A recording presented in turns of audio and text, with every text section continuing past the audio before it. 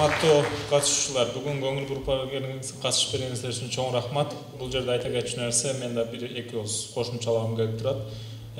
Бул сферада мен өзүм жаңыдан ишке баштадым. Азыр Американын Джонс Хопкинс университетинин Орто Азия жана Кавказия боюнча институтунда эмгектенип атам.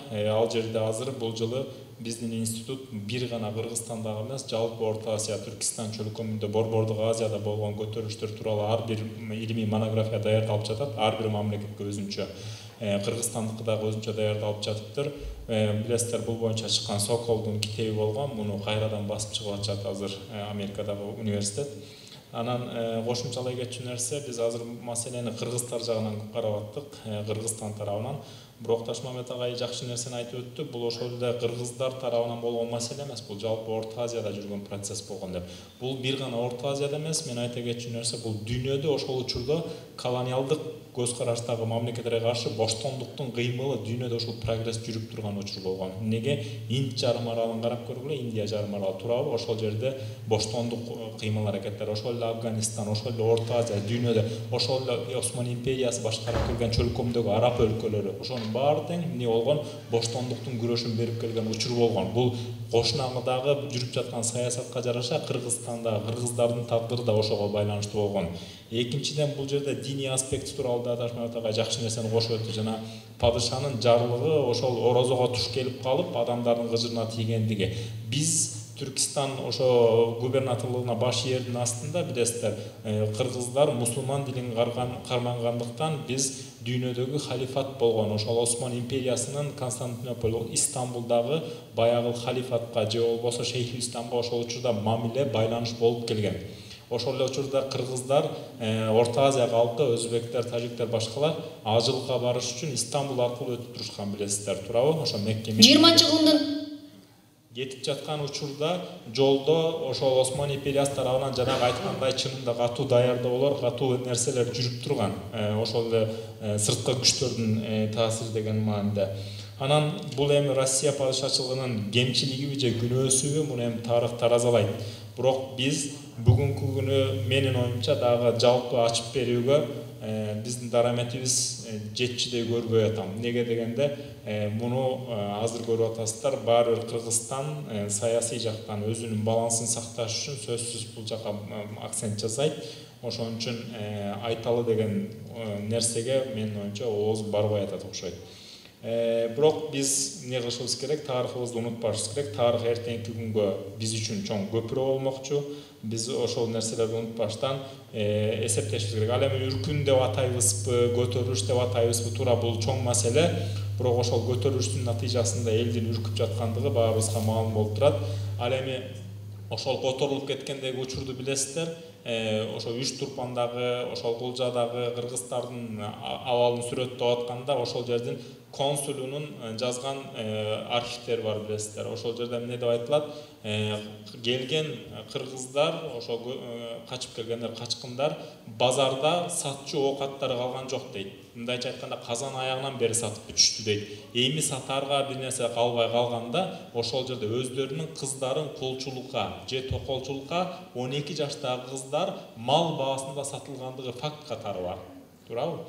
Бул нерселерди биз анан бул жерде туура биз балансты сактоо менен бирге биздин ушундай кайгылуу учурларды, ошол жерде биздин катыштыгыбыз болгон ата-энелердин тагдырын дагы унутуп, буга кыйыр мамиле жасабашыбыз керек. Бул боюнча айтып өтүштү. Биздин президенттин жарлыгы да бул чоң эрдик. Ошон үчүн бул саясат жакшы жүрүп жатат буюрса, жакшы натыйжалар чыгып, илимпоздордагы өздөрүнүн объективдүү туура сын пикирин берет деген ойдобуз. Баарыңыздарга чоң рахмат. Урматтуу катышуучулардын ой пикирлерине да чоң терең ыраазычылык билдиребиз.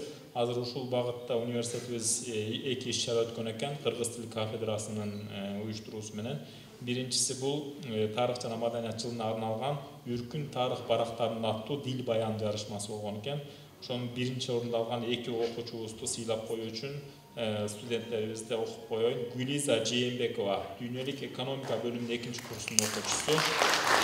Ал эми туркология бөлүмүнүн биринчи курсунун студенти Талипжан кызы Батма. Бар болсо, урматтуу ректорубуз сертификаттар менен акчалай сыйлыктарын тапшырып койсун.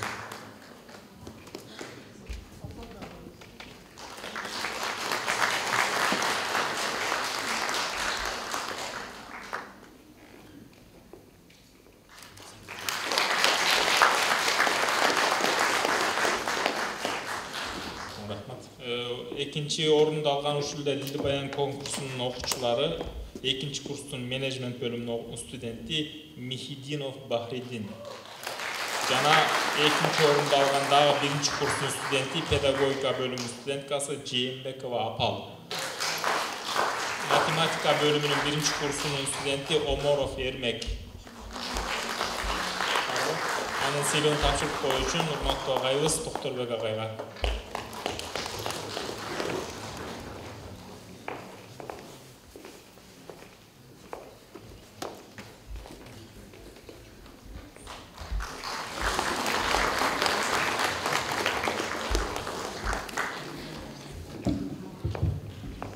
Ал эми көрүп турасыздар өзүңүздөр эң жакшы деп тандалып алган 6 сүрөт, 8 сүрөт бул жерде илинип турат. Бул үркүндү чагылдыруу багытында тартылган экен. Ошол студенттерибизди сыйлоо үчүн компьютердик инженерия бөлүмүнүн биринчи курсунун студенти Медербек уулу Адилет биринчи орунду алгандыгы үчүн чакырылды. Экинчи студентибиз биринчи орунду дүйнөлүк экономика бөлүмүнүн 15 тайпасынын студенти жалпы студенттердин атынан тартылган бир эме бар экен. Ошол жерден бир өкүл келип койсун. Сыйлыгын тапшыруу үчүн Ташмамбет агайга сөз беребиз.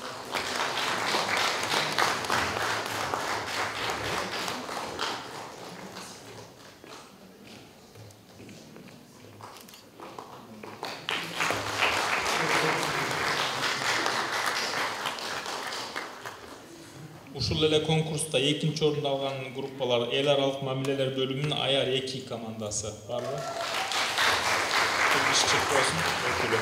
Жана менеджмент бөлүмүнүн экинчи курсунун МАН 14Б командасы барбы? Сыйлыктарын тапшырып коюу үчүн Садык Алахан агайга.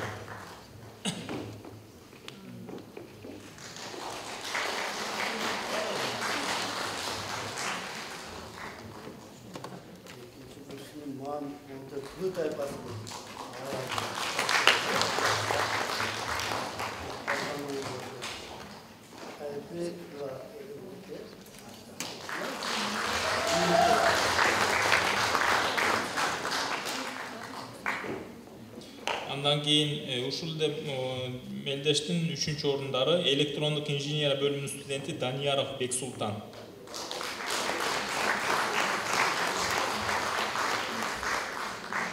Бир сүрөтүбүздүн аты жазылбай калыптыр. Талбек Бактыгуловдун сүрөтү, ыры жазылган сүрөт. Кимди тартты эле? Жокпу? Бар болсо, 3-чү. Бул жигиттин сыйлыгын тапшырып коюу үчүн Гүлзада эжеге кезек берели.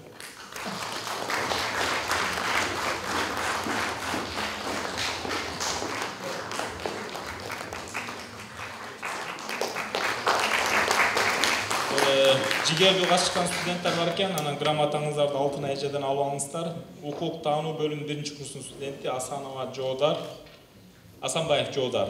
Андан кийин 3-чү курстун студенти эл аралык мамилелер бөлүмүнөн Нуркыз Абдикеримова жана 1-чи курстун студенти Саадакеев Дастан жана менеджмент бөлүмүнүн 1-чи курсунун студенти Таалайкүл Шайлообек кызы. Грамотаңыздардан алып алыңыздар Алтын эжеден.